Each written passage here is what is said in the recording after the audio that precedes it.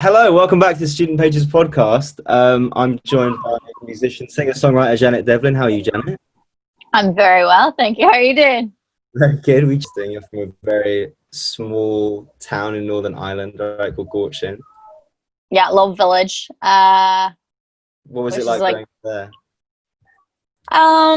it's kind of weird because like I only would have been in the village really to see my grandmother because I literally lived in the middle of nowhere. Like I lived in a field. My next door neighbor was a field. Do you know what I mean? Like there was no neighbors. But as far as the village was, it was cool. I used to take my horse in there as well. That was my mode of transport as a child. No So way. yeah, I would take my horse in, tie it up, go to the shop, put the sweets in the bag, head on home, you know?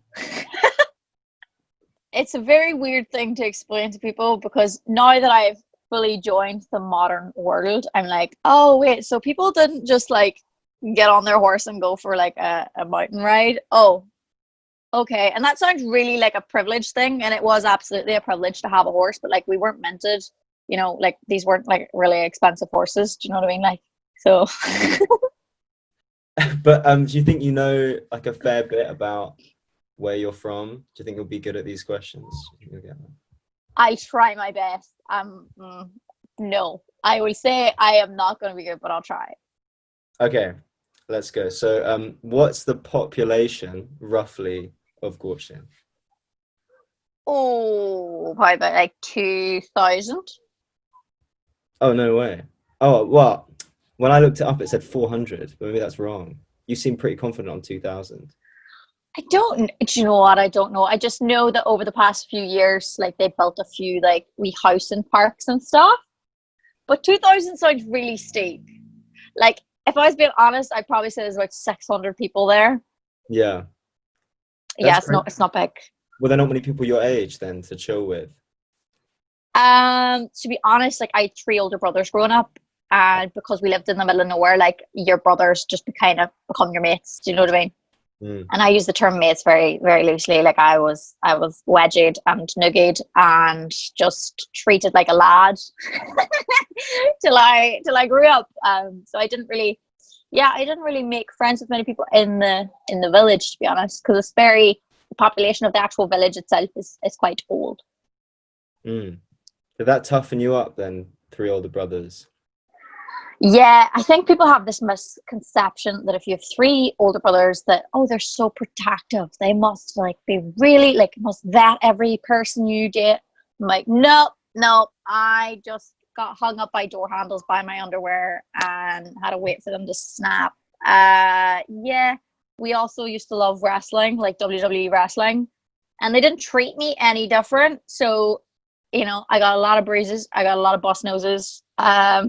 A lot of batterings basically, but I don't think I'd change it because it's definitely made me more resilient. I think the only thing I'd change is that I do tend to be that girl who gets on with guys better, and I don't really like that because I feel like I'm one of those girls who's like, oh, like me, but it's like no no no, I've only ever known growing up with guys, so like I get on really well with guys and girls who are very tomboyish. Mm. Or it's Of like, course. yeah, like bra girls, like that whole meme of a bra girl. It's like, yeah, do you want to just like go hike up this mountain and just get absolutely destroyed? Sick. We can be friends. That sounds so much fun to me. So that doesn't I don't know. I'm friends with lots of girls who are like that. You should be Yeah, ashamed of it's not a rare breed, but that. I think it just makes out that I don't get on with girly girls or anything, but I do. Like, but I do have a level of amazement as well, but like in a childish way where it's just like, how do you do the eye like the eyeshadow thing? Like that's insane, dude. But I think over the years, and obviously through living in different parts of London and different houses and different spheres and things, I've definitely learned how to get on well with women. And that was the great thing of living in my old house. There was like five of us, five girls. So that definitely changed, how I relate to women. But up until that point, like I'd only ever been surrounded by dudes in the industry, in my childhood. Like, so I'm welcoming it. I love the fact that now I'm definitely getting to talk to more women, and even just little things like my TikTok subscribers is like my first platform where it's predominantly female, and I'm just like, I like this. I like it. I like it a lot. I feel like I finally am one of the girls and not one of the lads. Sounds like you're rolling in it. It sounds like a lot of fun. Okay, I'm gonna carry on with these Gorchin questions. Yeah, So what does the name Gorchin mean in Irish? little field. Yeah. Did you know that because you know Irish, or because you just know the meaning? I grew up fluent in Gaelic, but I lost it around 10, 11 years old. I don't really understand a lot of Gaelic anymore. Mm. Well, it's one of those things where you can like understand it, but you can't. Sometimes, yeah. Like I've met people who used to teach me Gaelic in school, and they've come up to me on a night out back when I used to drink, and they'd come up and they'd start speaking to me in Gaelic for the crack, and I'm like, I know what you're saying somehow. I just don't know how to respond to you. But I think it's on my list of little things that I want to go back into in my life when I get like lifetime. And I think people will be like, oh, but sure, isn't lockdown good lifetime? But no, I worked the whole way through it. So if I ever get another chance of some time, I would definitely love to learn it. Because unfortunately that language is dying out. So if I ever had kids, God forbid, pity their souls, but if I did, I'd like to teach them, or even just teach my nieces and stuff. Like I feel like it'd be nice not to lose it. Like I still like to sing songs in Irish and stuff, even live, because it's a beautiful language, and it's a shame that it's falling by the wayside. Yeah. You say you think there'll always be an Irish influence on your music? I think whether or not I like it or not, it will, because like that voice, the voice that I have, the inflection, the little annoying indie crap actually kind of comes from my family. Like my great grandfather was a singer, and he had the same thing. He had apparently a very similar tone, and the way that my notes would flick is exactly how his voice would have sounded as well. So it's funny. So I always find it hilarious when people are like, are you doing the indie girl voice? And I'm like, not on purpose. It kind of runs in my family. You can blame my grandfather. Apparently he's the OG indie girl. So stop, James. Okay. Next Gorchin question. What is the name of I don't know if you know this, of the local Gaelic Athletic Association? The local Gaelic. So what would it be? Isn't it just Glenelly? Glenelly Lower? Not according to Wikipedia. What would it be? Isn't it just Gorchin Gaelic Club? Isn't it just It's apparently Gorchin St. Patrick's. Oh yeah. Sorry, that's the name of the local parish. So it's St. Patrick. Yeah. Okay, fair enough. But I was thinking of like, because you have Bodoni Lower and you have Bodoni Upper, and one of them is the village over. And that's Plumbridge is Bodoni Upper, and then we're Bodoni Lower. This is the problem, is that you actually know quite a lot more about Gorchin than me, and I'm trying to like quiz you on it, and it's okay. My brother will listen to this and he'll be like, how did you not know it was St. Patrick's? Sorry, Dane. What's the name of the castle and estate in Gorchin? Barnes Court. No, it's not. It's owned by the Houstons. What is it? Oh my God! I used to ride down on their horses as well. Like, does it become a bay? Yeah, it does. It does. It does. Oh, it slipped my mind.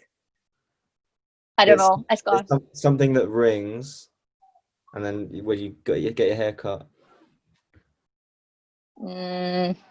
Beltrim Castle. Beltrim Castle. Yep. There you go. That's awful. Yeah, I spent a lot of days down there as a kid as well. That's awful. I don't know that family too, like that own it. It's awful. Anyway. And the last question, maybe you'll redeem yourself. What's the name of the mountain in Southwest Sperrins? The Cairn. Yeah, you got it. Well done. That's like literally from my parents' bathroom. You can see the Cairn. It's class. Amazing. And anytime I'm in therapy and they're like, what's your happy place? I'm like, that one time I climbed the Cairn on my own just for shits and gigs, and I just stared out over the landscape, and there was nobody there, not a soul. It was gorgeous. Yeah, I'm never gonna get that, having grown up in London. That must have been a kind of big transition from you there, because you moved to London. Was that a, Um, it's very hard because I feel like my life very drastically changed at 16. Which I still feel is you're still figuring out yourself. You're still very moldable as well. Like you're malleable at that age. Like you're resilient. You can throw yourself into different scenarios that might affect somebody older differently. So I felt like in a way, right, it was a good age to have your whole life kind of be uprooted because you're still able to kind of fit where you need to be. But it is very different. But I don't know. I feel like if I was to go back, because I lived in Ireland there for 6 months. Well, I spent 2 weeks at home and then I'd spent 2 weeks in London. And that was a very different experience. I feel like if I wanted to live at home, would have to sacrifice quite a lot of things, like quite a lot of my independence. Just quite a lot of the things that I didn't realize shaped me as a person. Like I like city life and I thought I hated it. And then I went home and was like, I love both, but I would, have to be at a certain point in my life to go and live in the our Sentinel again because it's quiet and yeah. it's cold. Do you think you maybe retire to somewhere in the countryside? Well, that's what my dad wants me to do. He's like, when you want to settle down, you can come over to Ireland. What about Cork? And by the way, Cork's gorgeous, but it's because he's trying to take me away from my dream of owning a ranch in Texas. So we'll see how that goes. Like that's my aim. That or Montana or Colorado. Just I do like the outdoors and the unknown. I love America, but like he thinks that I can get everything I want from America in Ireland, and I'm like, that's very optimistic for you, Aquinas. I don't think so. How long has that been a dream, to own a ranch in America? I thought for as long as I can remember, I always loved the idea of that way of life. And before TV happened, things like that seemed like not for me, or like before I got a job in the music industry, all of that stuff felt very far-fetched and very unattainable. But then the older I've got and the more weirder my life experiences have been and the more like one in a million opportunities that I've got in my life, I'm like, that is possible if you actually want it. Like that, you can do that. That's okay. There's literally no difference in you trying to buy a house in Ireland or London. God forbid London, it's so expensive, but like if you can do that, you can also live out there. There's no difference. So as soon as I realized that was a possibility, so yeah, from like 17, I would say. Crazy. And you want to ride horses, you want to raise animals, all of that stuff.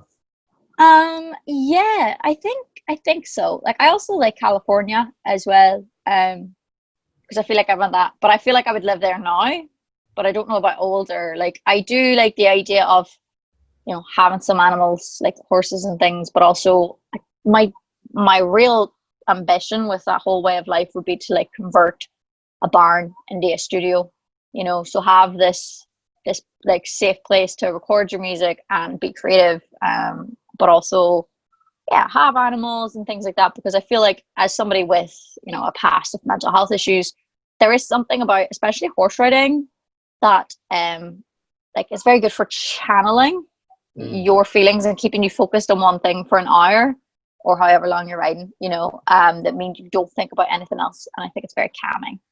And also horses are pretty cool. So I was the crazy horse girl in school. No one's going to be surprised. No one is surprised. I like animals. I like the country. So I think those two things go together.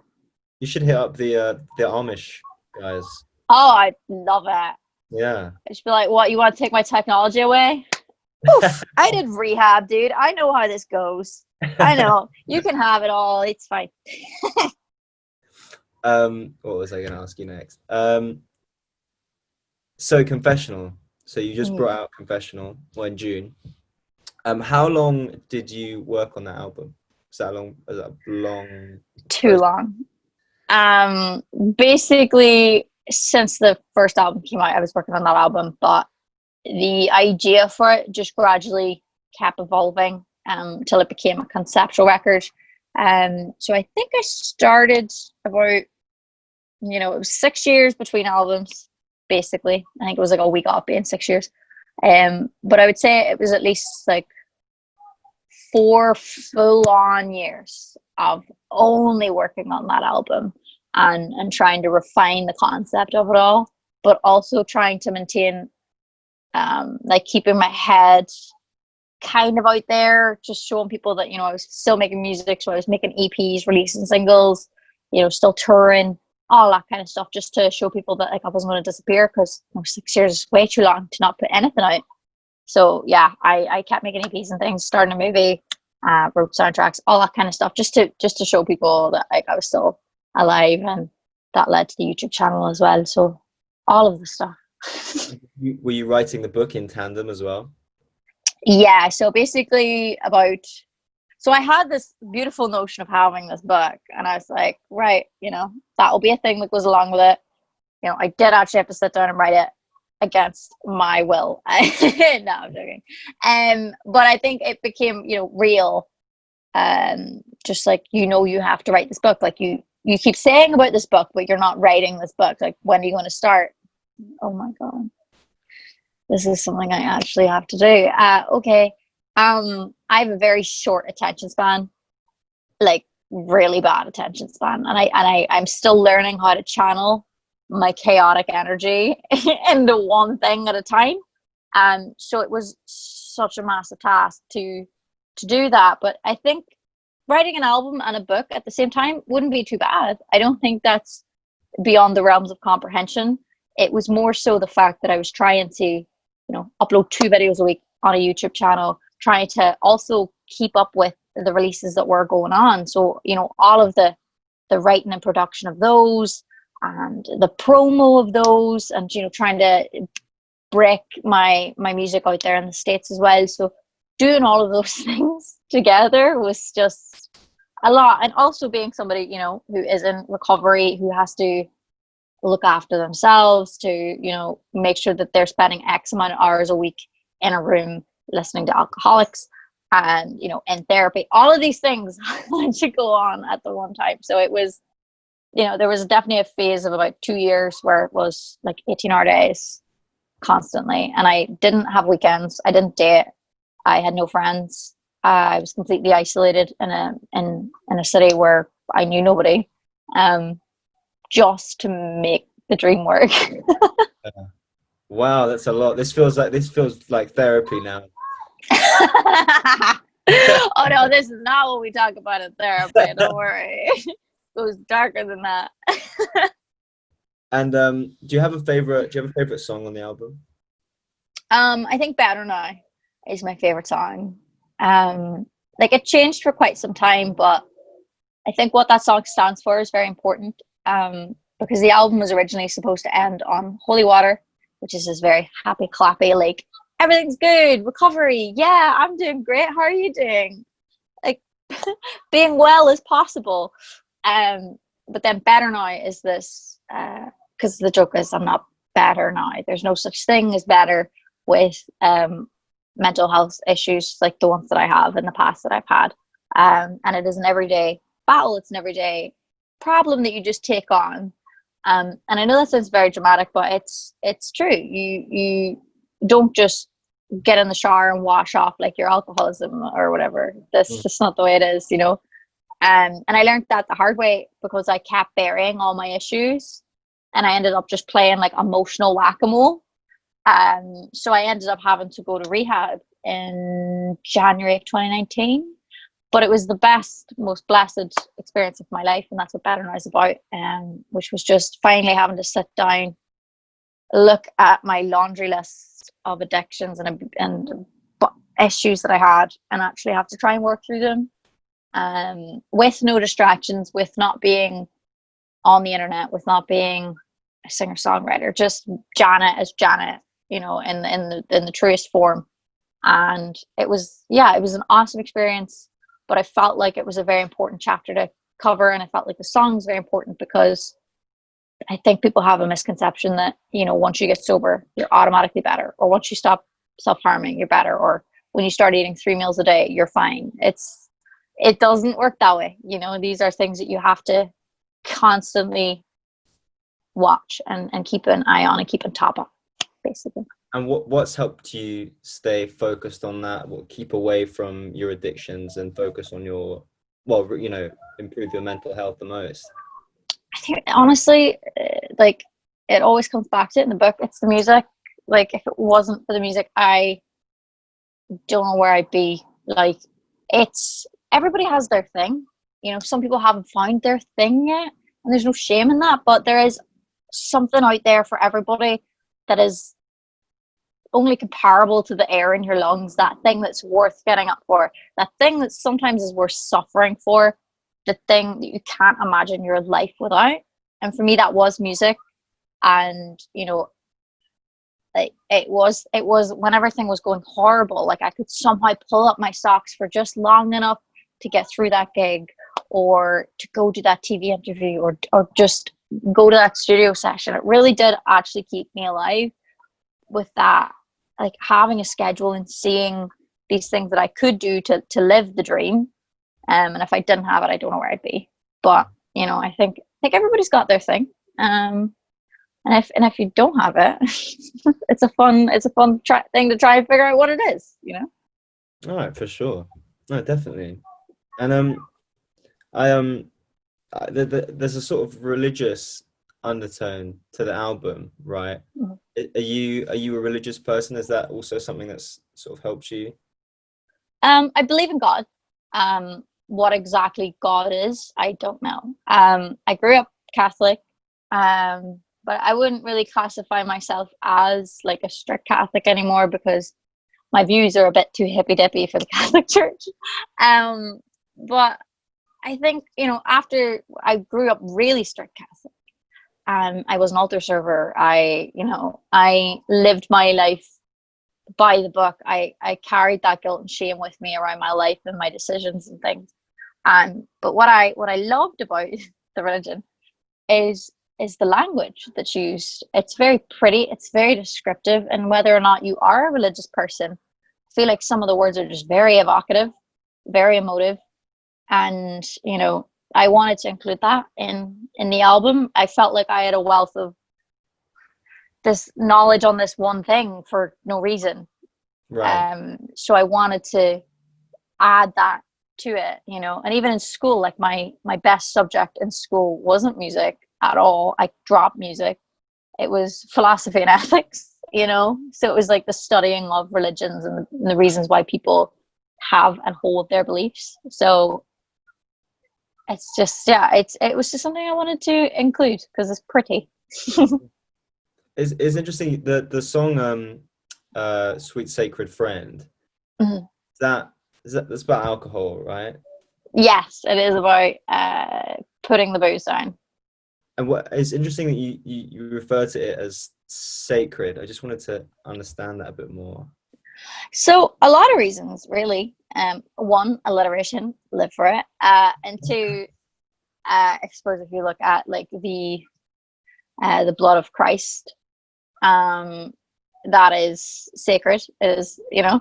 And I drank a lot of wine, so Okay. there it is. Yeah. A lot of red wine. I did drink a lot of red wine because it's really easy to buy cheap red wine. You know, it will taste absolutely disgusting, but I can assure you by the end of my drinking, I was not drinking for the taste. So, yeah. And can I talk to you about some of your tattoos? Yeah, I mean, I've got a few. What's that one there? Is that a horse? It's a dead horse. It's a horse skeleton. Is that Yeah. How come you decided to get a horse skeleton? The drawing itself is really old, almost like pagan Irish. I found it, but for me, the symbolism of the dead horse was horse riding. For me, was a big part of my childhood. And I think now that I'm an adult, like just that realization that my childhood's dead. Like all the horses I had when I was a kid, they're all dead. I know, it's so dark. I got it when my grandmother passed away. And for me, she was the last living symbol of my childhood. Like when I would see her, I would see all those times where she'd make me dinner, or she'd, make me do my books, or, she was the last living thing of that. So her passing away, took a toll on me in my life, but I wanted to symbolize that in something that, I love. Because I love horses. I love my nan. I didn't really want to get like a photo of my grandmother. I just think that's kind of weird. But as well, like there's like the way that it's drawn, there's like an outline here, and it's all about like, as well as that, it was sad to lose my childhood, and it's this notion of, you can dress death up whatever way you want. At the end of the day, it's still death. So that's what that big outline thing means. Okay, so it's like symbolic of a lot of things, of your childhood, of your grandma, and of kind of death. And it's a deep tattoo, man. I think if I got a tattoo, I don't have any, but I don't know. I think I just get really dumb stuff all over myself. I think it's chill. Yeah, dude. It's honestly like tattoos. I'm not even the biggest fan of tattoos, I'll be honest. Like what I am a fan of is commemorating life events, and like I journaled a lot as a child, and I feel like this is just a portable journal. Nice, yeah. Oh, I got that, such a good, cool, like, I remember the tattoos that I think are cool, and like obviously I think those are so cool and interesting, but the tattoos I've seen in the past that have stuck in my mind. I know Steve-O from he's got Steve-O on his back. He's got himself on his back. Yeah, which I think is love so it. cool. That's stuff I live for. I love tattoos like that, just ridiculous ones. But also, one of my favorite all-time tattoos. I don't think I'd ever get it, but I live for the fact that people have it. It's on their leg, and they get a chair on their leg, so whenever they sit down, they can like point at people and be like, "Take a seat." I'm like, I love that energy, and I wish I had it, But for me, I keep all of my tattoos like to this one arm. I have some on my hips and on my finger and like ankle and stuff, but like this arm in particular, I don't care about. So I'm like, who cares? Let's wax some more drawings on it. It's all right. Why don't you care about that arm? Oh, that's a really dark story. But basically, this arm is the arm that I have self-harm scars on.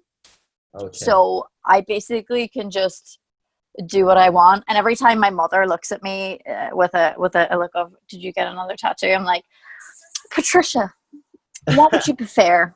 Would you prefer the scars on show, or would you prefer a nice drawing of a dead horse? I don't know, so that for me is why this arm. But I like even the symbolism of that. Like, this is an arm that I used to take all of my pain out of, that I suffered through, and it never made anything beautiful. So it's like, oh, I can suffer for a little bit, but at least it makes for art that I can carry around on my skin.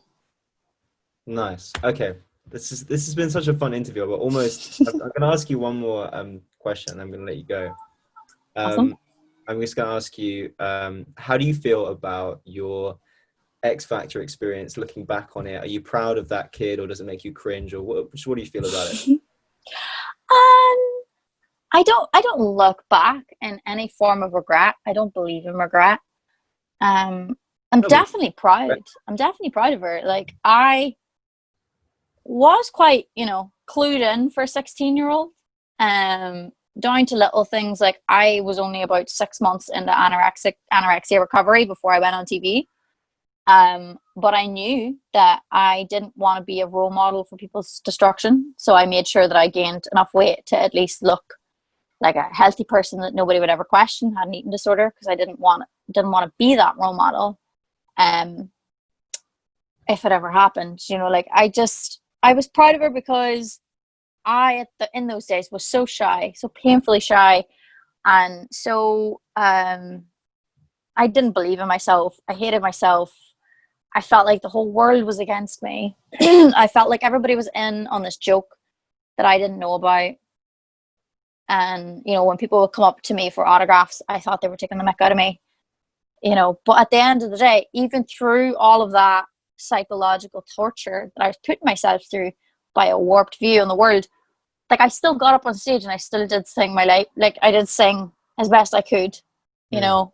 I'm glad I did it, like, because I never really was a singer before the show. Do you know, I just sang from time to time and, you know, floated by, and it allowed me to see that it was a possibility that I could have a career in it if I wanted to put my head down and finally get better at it. So I think it was a really good experience for me. It was also my first experience of understanding that I'm less likely to self-destruct if I've got a timetable and something to work towards and goals, especially music orientated, that I won't hit the screw it button and I'll actually, you know, be focused. So it was a lot. I think as well, like at 16, when you look at your life, obviously more mathematically, a few months to a 16-year-old is a very, very long time, because of how much of a fraction of your life that takes up. So it felt like forever when I was in it, and because of my depression and anxiety and all that kind of stuff, everything felt like, sometimes always felt like the end of the world if something went wrong, because I didn't have the life experience to know yet that stuff goes wrong and it's okay, because you learn that through life. And I think people also forget that with teenagers, is like, the reason why everything's a really big deal to that teenager is because it's the first time they've gone through it. It's the first time they've fallen out with their friends. It's the first time that boy's broke their heart. It's the first time for all of these things. So for me, I had a lot of my first times in the public eye. Yeah. So it was so much to try and wrap my head around. So the fact that I didn't self-destruct, I'm like, we did it. That's great. I mean, it sounds like you have a lot of perspective looking back now, and I think you definitely should be proud of that kid. Like definitely with everything you went through and the places it's taken you. It's amazing that you said that that you kind of didn't really sing. You didn't consider yourself a singer back then. Yeah, absolutely not. Like I ran a YouTube channel and it was starting to do really well, but like people were leaving me nice comments. I wasn't going to check in on that. Oh my gosh. Like the Catholic in me was like, we can't read those things. They might give us an ego. Jeez. So I avoided all that kind of stuff. Like I uploaded videos and I did sing in competitions, but you know, when I first started singing, it was a means to an end to earn some money. Like I never won a competition, but I would earn some money to, you know, get my drum kit, because my goal at the time was to be a drummer in a band. So yes, yeah. So I never even, because for me at the time, with how my anxiety was, I was like, I could never be at the front. Put me at the back, but make me a fundamental member of the band. Thank you. So it was this big accident, you know, and even just little things like that, you know, that if I didn't go on the show, like I probably would have just been a drummer, and I never would have thought I would have ever been capable of, you know, in a band obviously you'd be a frontman, but like I don't know, like I would have thought I'd be able to be a solo artist. So that it was all this big massive learning curve in such a very short period of time, you know. It's crazy. Well, that's so interesting. Thanks so much for talking to me today, Janet. No, thank you for having me. Oh, no. You have to listen to me chat nonsense for a little bit. Bless your soul. No, I really enjoyed it, and thanks so much, and have a great rest of your day. Awesome. You too, man. Thank you. Cheers. Bye. See you. And thanks everyone for listening to the Student Pages podcast. See you next time.